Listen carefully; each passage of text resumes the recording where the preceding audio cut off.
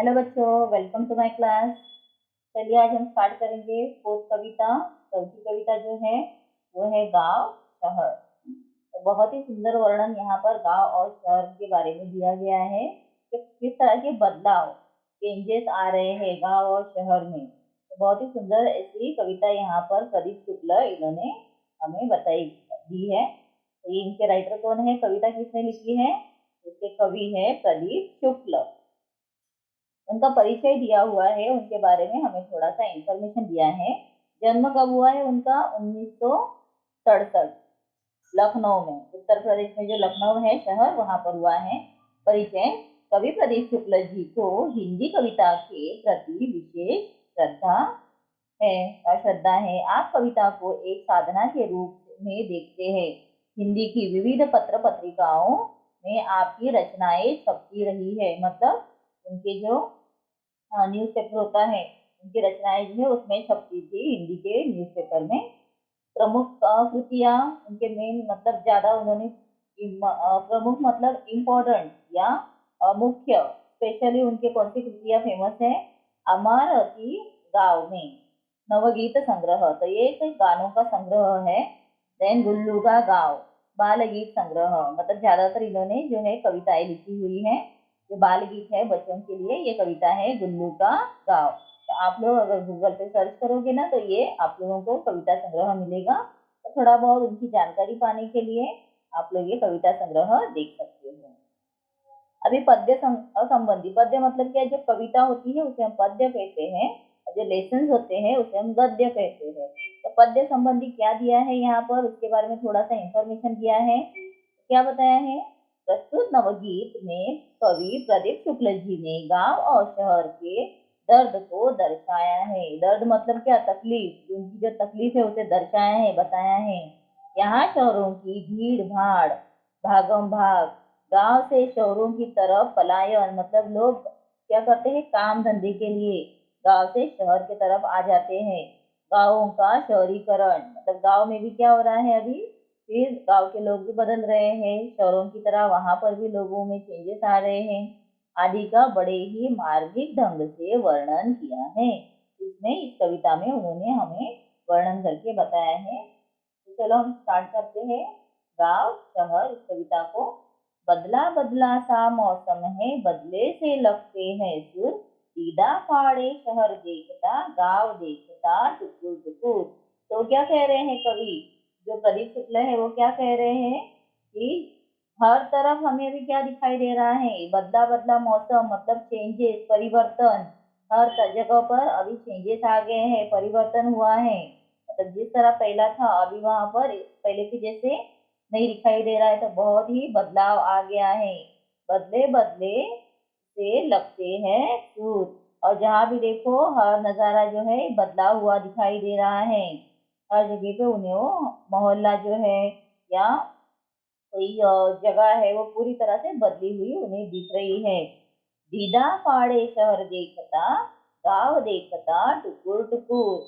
और वो कह रहा है कि ये जो बदलाव हो रहा है, ये होने वाले बदलाव को जो शहर है वो अपनी आंखें फाड़ कर, मतलब एकदम चौकन्ना होकर आश्चर्य से वो देख रहा है कि इतना चेंजेस कहाँ से आ गया है। और गांव भी क्या कर रहा है? टकटकी लगा कर देख रहा है। टुकुर टुकुर मतलब टकटकी लगा कर देख रहा है कि शहरों में तो बदलाव हो रहे हैं, लेकिन गाँव में भी अब जो नूतनीकरण है, शहरीकरण है, वो कुछ कम नहीं है, वहां पर भी अब ये होने लगा है। उसके बाद वो कहते हैं, दिल रखने की जगह नहीं है, शहर ठसाठस भरे हुए।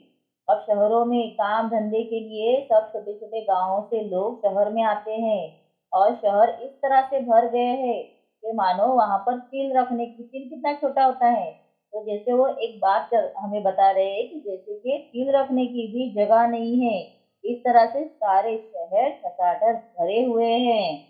और फिर वो कह रहे हैं, उधर गांव में पीपल के हैं सारे पत्ते झरे हुए। और फिर यहाँ पर तो लोग सारे भर गए हैं, इतने लोग आए हुए हैं, और गांव से लाखों लोग शहर में आए हुए हैं। ठीक है, यहाँ पर आकर वो रह रहे हैं, पर उनके पास रहने को कोई जगह नहीं है, उनके पास रहने की जगह नहीं है।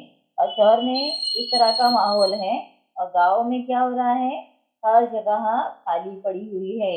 वहां पर क्या दिया हुआ है, उधर गांव में पीपल के हैं सारे पत्ते झरे हुए, मतलब वहां पर अब कोई नहीं है, सब कुछ खाली पड़ा हुआ है, इस तरह से वो कह रहे हैं। फिर आगे कहते हैं कवि, मेट्रो के खंबे के नीचे रात गुजारे परमेश्वर, दीदा फाड़े शहर देखता, गांव देखता टुकुर टुकुर। तो वो कह रहे हैं कि अभी ऐसी हालत हो गई है लोगों की कि यहाँ पर रहने के लिए जगह नहीं है, शहर में लोग खचाखच भर गए हैं, रहने के लिए जगह नहीं है उनको, तो वो कहाँ रह रहे हैं, मेट्रो के खंबे के नीचे। और भगवान को भी, भगवान के आप देखोगे मंदिर, जो जहाँ पर खंबे होते हैं, या मेट्रो की आप लोगों ने देखा होगा, शहर में रहते हो तो मेट्रो है जिसके नीचे बहुत सारी जगहें होती है, तो वहां पर वो क्या करते हैं, वहीं पर भगवान का एक मंदिर बना देते हैं। मतलब ये मंदिर भी कहाँ पर है, मेट्रो के नीचे। भगवान के लिए भी अभी कोई जगह नहीं बची है, तो कोई सड़क के किनारे रात गुजार रहा है, तो कोई जिस तरह से परमेश्वर कहाँ गया है, तो ये यहाँ पर जो इंसान भी होते हैं ये भी क्या कर रहे हैं, मेट्रो के नीचे ही सो रहे हैं। मतलब शहर में तो आ गए हैं काम धंधे के लिए, अच्छा खासा गांव का घर छोड़कर आए हुए हैं, लेकिन यहाँ आने के बाद जो लोग हैं उन्हें कितनी तकलीफों से गुजरना पड़ रहा है, फिर भी वो अच्छा खासा कमाने के लिए शहर छोड़ के जाने के लिए भी तैयार नहीं है। जहाँ जगह मिल रही है वहां पर बस वो अपना दिन निकाल रहे हैं। दीदा फाड़े शहर देखता, गांव देखता टुकुर टुकुर। फिर यहाँ देखो आगे कहा है, इधर शहर में सारा आलम आंख खुली बस दौड़ रहा। और शहर में क्या हो रहा है कि सारे लोग, इतना भागम भाग चल रहा है कि सुबह हो गई है, आंख खुली है कि चलो सबकी यहाँ वहाँ भागम भाग शुरू हो गई, काम धंधे पे जाना है। इस ये सोच के लोग, मतलब अपने घर पर भी, घर रहने के बाद भी वो अपना ज्यादा वक्त बाहर बिताते हैं, क्योंकि क्या है, सबको काम धंधे पे वक्त पे पहुंचना है, तो इसलिए आंख खुली बस दौड़ रहा। तो पूरा जो दुनिया है, आलम मतलब जग दुनिया, शहर का आलम ऐसा है। और वहाँ रेडियो पर स्टेशन, वहाँ रेडियो पर स्टेशन राम दीन है जो हो रहा। और वहां पर रेडियो स्टेशन से कौन सी खबर आएगी, क्या होगा, इस बात से जो राम दीन है ये बहुत घबराया हुआ है। वो सोच रहा है कि रेडियो स्टेशन पर इस तरह की अभी बात आएगी या हमें खबर मिलेगी, ये सोचकर वो भी घबराया हुआ है। उसकी बात, उनकी बात सुनी है जब से दिल करता है डुकुर डुकुर। और ये सब राम दिन ने जो बातें बताई है, मतलब राम दिन जो कह रहा है, तो ये सब सुनने के बाद क्या हो रहा है, हमारा जो दिल है वो एकदम धक धक कर रहा है। धक धक कब करता है दिल, जब हम डर जाते हैं, किसी बात को लेकर ज्यादा सोचने लगते हैं, तो तब हमारा दिल बहुत ही घबराहट होती है हमें। ठीक है, तो रेडियो स्टेशन पर रामदीन समाचारों की राह देख रहा है। उसे बड़ी घबराहट हो रही है कि कहीं बाहर से आने वाले लोग के लिए कोई बुरी खबर ना हो, और इससे उसका दिल घबराया हुआ है, धक धक कर रहा है, दुकू दुकू कर रहा है।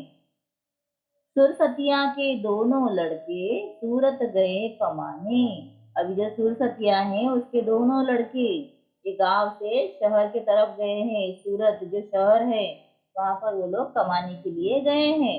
और गेहूं के खेतों में लेकिन गिल्ली लगी घमाने। गिल्ली मतलब गिलहरी। तो जहाँ उनके गांव में खेत थे, जहाँ पर गेहूं, बहुत ही अच्छा गेहूं बनता था, एकदम वो दानेदार गेहूं उनका खेत उनका था, लेकिन आज वो क्या हो गया है, पूरी तरह से सूख गया है।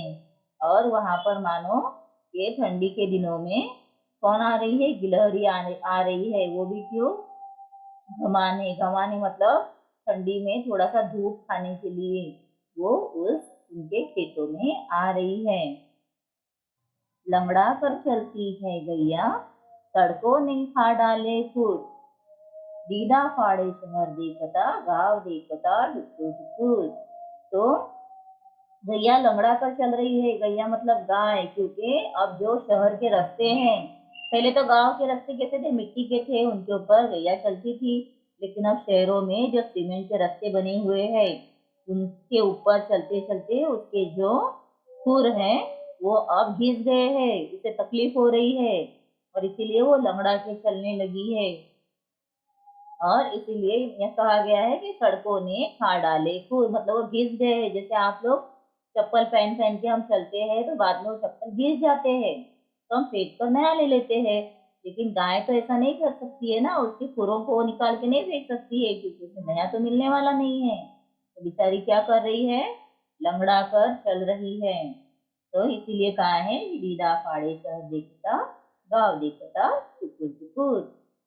तो ये सब बदलाव जो हो रहा है, ये नूतनीकरण हो रहा है, शहरीकरण हो रहा है, ये सब शहर और गांव दोनों मिलकर देख रहे हैं, आंखें फाड़ कर देख रहे हैं, ये सब क्या हो रहा है, क्या चल रहा है।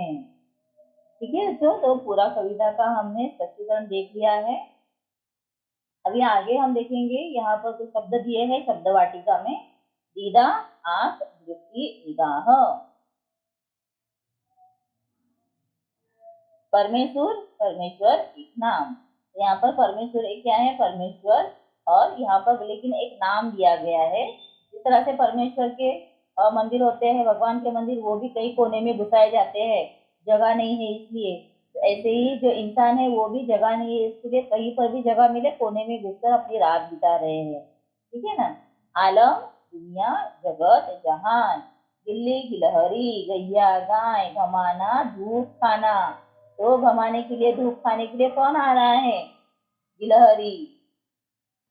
ठीक है, चलो अभी हम इसके क्वेश्चन आंसर देखेंगे।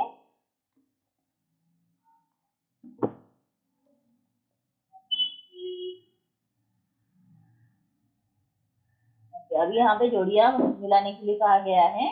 मेट्रो, तो मेट्रो के साथ में हम क्या दिया हुआ है, मेट्रो, पीपल। ओके, और ब गढ़ दिया गया है इसमें। तो मेट्रो क्या है, शहर में होते हैं, और पीपल का होता है, गांव में होता है। तो हम क्या जोड़िया करेंगे, कस्बा। यहाँ पर कस्बा भी दिया गया है, तो हम यहाँ पर जो कविता है उसमें गांव आया है, तो पीपल के साथ में गांव को जोड़ेंगे।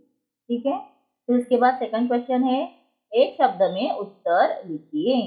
तो एक शब्द में बताना है, पत्ते झरा हुआ वृक्ष कौन सा था कविता में, पीपल। पीपल के सारे पत्ते झरे हुए, कहा गया है ना।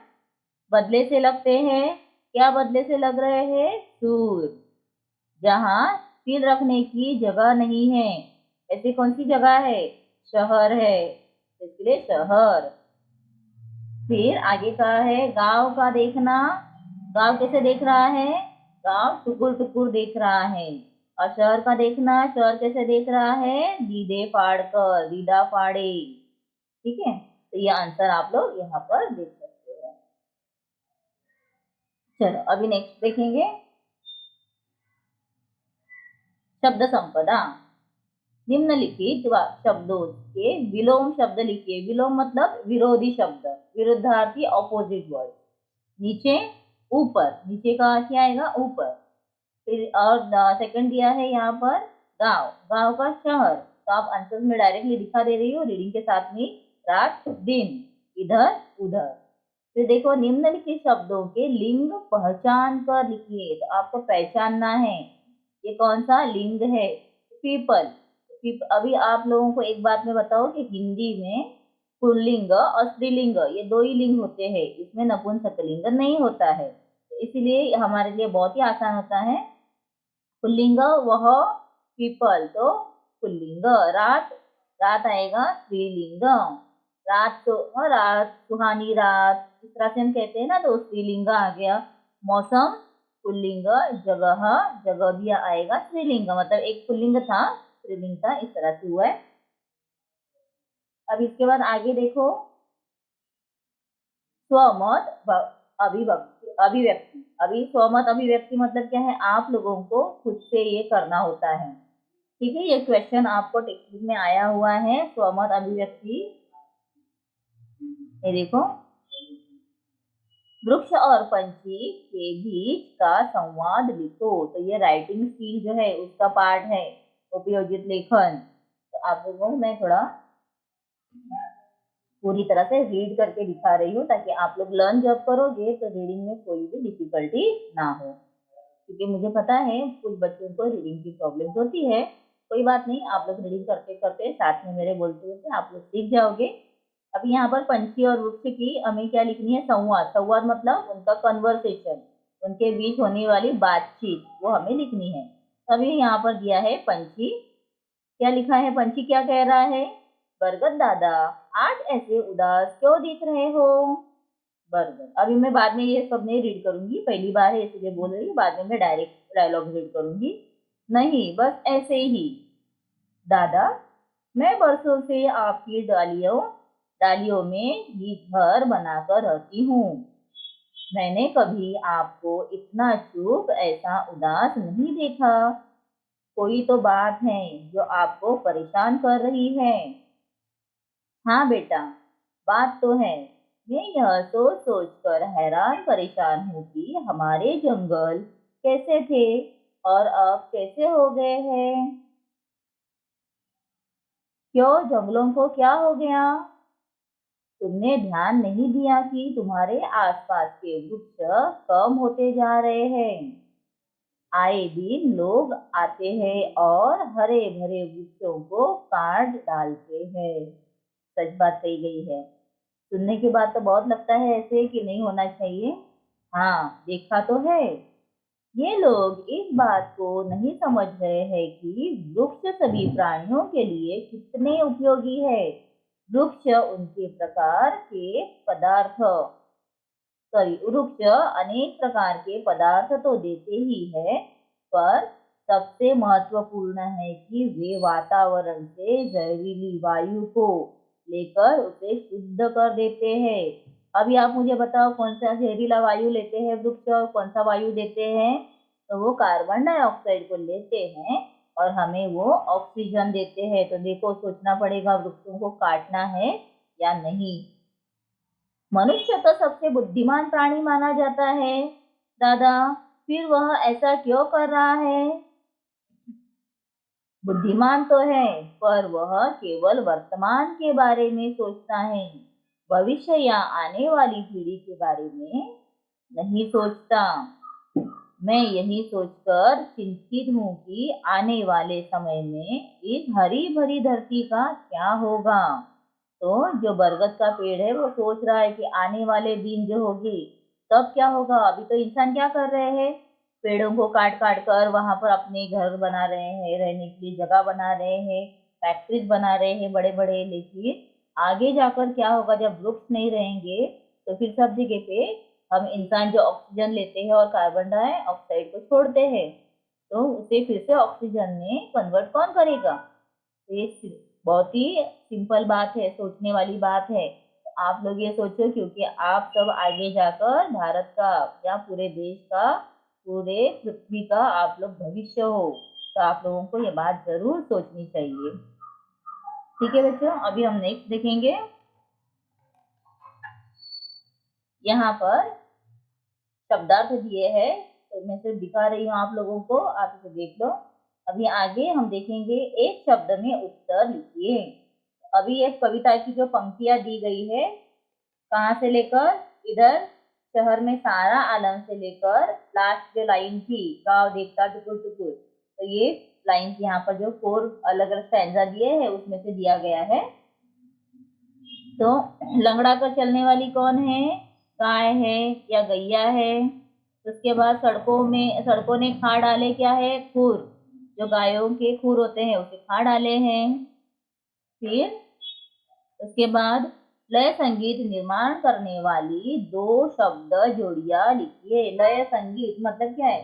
जो जिससे हमें लय लय मतलब साउंड जो होता है ना, जैसे सारे गामा, तो इस तरह से जो लय संगीत निर्माण करने वाले, तो कौन से आ सकते हैं आप बताइए मुझे? लय संगीत, दौड़ रहा, जोह रहा और कमाने धमाने। तो यहाँ पे कमाने धमाने, फिर खूर के साथ में नहीं आया है कोई भी, और यहाँ पर दौड़ रहा, जोह रहा, जो आए हैं ना, तो आप लोगों को एग्जाम में अगर पैसेज आते हैं या कविता के लाइन आते हैं तो खुद से आपको आंसर लिखने होते हैं ना, इसलिए मैं दिखा रही हूँ, तो आप लोग ध्यान से उसे कर सकते हो। अभी नेक्स्ट देखो, ये सारे आंसर्स तो हो गए हैं। थर्ड आंसर क्या दिया है, पद्यांश में उल्लिखित दो प्राणियों के नाम। तो यहाँ पे उल्लेखित उल्लिखित दिया है, एक्चुअली ये बोलते हैं तो हम उल्लेखित बोलते हैं। तो कौन से प्राणी आए हैं इसमें, गाय आया है और एक गिलहरी आई है। ठीक है, तो गिल्ली मतलब गिलहरी, गैया मतलब गाय। ठीक है, उसके बाद आगे देखो क्वेश्चन, पर्यायवाची शब्द मतलब उसके बदले दूसरा शब्द क्या है उसे हमें लिखना है। तो शहर को नगर, आंख, चक्षु या नयन भी हम कह सकते हैं, दिल, हृदय, गैया, धेनु, गाय को हम धेनु भी कहते हैं। देन निम्नलिखित शब्दों के वचन पहचान कर लिखिए, एक वचन है या बहुवचन है, हमें लिखना है। तो अभी देखो, सड़कों, एक सड़क होती है, अनेक सड़क के होती है, तो यहाँ पे सड़कों पर मतलब बहुत सारे हो गए ना, तो बहुवचन। गिल्ली, तो यहाँ पर एक ही गिल्ली है, तो इसके लिए एक वचन। गैया, यहाँ पर गैया भी एक है, तो इसके लिए एक वचन। लड़के, एक लड़का होता है, बहुत सारे तो लड़के हो गए, इसलिए बहुवचन। ठीक है, इस तरह से हमें एक वचन और बहुवचन लिखने होते हैं। अभी नेक्स्ट देखो, यहाँ पर दिया है, भारतीय संस्कृति के दर्शन देहातों में होते हैं। मतलब जो भारतीय संस्कृति है, मतलब जो हमारे परंपरा है, रीति रिवाज होते हैं, ये सब शहरों के लोग इतने ज्यादा नहीं करते हैं, लेकिन गांव के जो लोग होते हैं उसे पूरी तरह से अच्छे से करते हैं। तो बताइए, इसमें हमें, इसके बारे में हमें खुद के विचार लिखने हैं। इस तथ्य पर अपने विचार लिखिए। तो यहाँ पर बहुत ही सुंदर तरह से दिया गया है, भारतीय संस्कृति के दर्शन देहातों में होते हैं। देहातों में लोग आज भी गर्मजोशी से मिलते हैं, एक दूसरे के दुख तकलीफ में काम आते हैं। नगरों में बहुत नगरों में बहुत से लोग पड़ोसी तक को नहीं पहचानते। सच बात है ना, सब फ्लैट सिस्टम होने की वजह से अपने अड़ोस पड़ोस में कौन रहते हैं, लोगों को ये भी पता नहीं होता है। दोस्तों रिश्तेदारों के लिए उनके पास समय ही नहीं होता, क्योंकि शहर के लोग काम धंधे में जाने आने में इतने बिजी होते हैं कि वो फिर अपने अड़ोस पड़ोस या अपने रिश्तेदारों की तरफ देखते ही नहीं है, उनको वक्त भी नहीं मिलता है।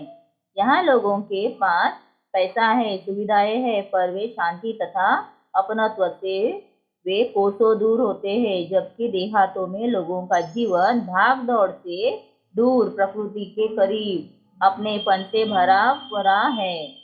यहाँ वहाँ आज भी खुला आसमान है, वातावरण शुद्ध व प्राकृतिक है, जबकि शहरों में आसमान दिखाई ही नहीं पड़ता है। बड़े पैमाने पर वाहनों से होने वाला प्रदूषण, लगातार होने वाला शोर, भीड़, धुआं असहज महसूस करता है। मतलब क्या होता है, कभी कभी हमको अनकंफर्टेबल फील होता है जब हम बाहर निकलते हैं, धुएं की वजह से, गर्मी की वजह से बहुत ज्यादा तकलीफ होते हैं। भीड़ भाड़, ट्रैफिक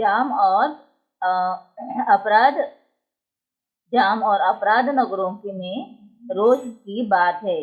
तो ये क्या होता है, ट्रैफिक जाम होना, अपराध मतलब क्या है, कोई ना कोई प्रॉब्लम, लोगों में झगड़े होते हैं या गुने होते हैं, ये तो हमेशा की बात होती है। देर रात तक ऑफिस, दुकानें खुली रहती हैं, बस, ट्रेन, ट्रैफिक, टैक्सियां, स्कूटर सड़कों पर दौड़ते रहते हैं, जबकि देहातों में आज भी धूप, हरियाली और शांति का आनंद प्राप्त किया जा सकता है। ठीक है, चलिए आगे मैं दिखा रही हूँ आप लोगों को। ये देखो, गांव और शहर में तुलना मतलब डिफरेंसेस। ठीक है, तो ये पॉइंट्स आप लोगों को नोट करके ले लेने हैं।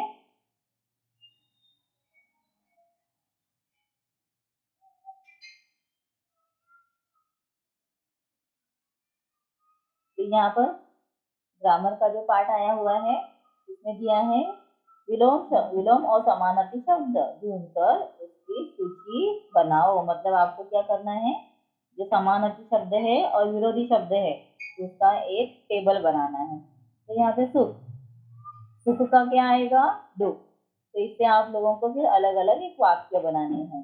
ठीक है, तो यहाँ पर देखो सुख और दुख के दो अपोजिट शब्द आ गए हैं, इसके ये वाक्य दिए गए हैं। उसके बाद प्रश्न का अपोजिट होता है उत्तर। तो फिर ये सेंटेंसेस आप खुद से भी लिख सकते हो, ये तो मैं एक एक एग्जांपल दिखा रही हूँ। आप अपने खुद के भी यहाँ पर सेंटेंसेस बना सकते हो, वाक्य बना सकते हो। छोटा, ये छोटा का यहाँ पर वाक्य है। बड़ा, बूढ़ा, जवान, सड़क पर एक बूढ़ा भिखारी बैठा था।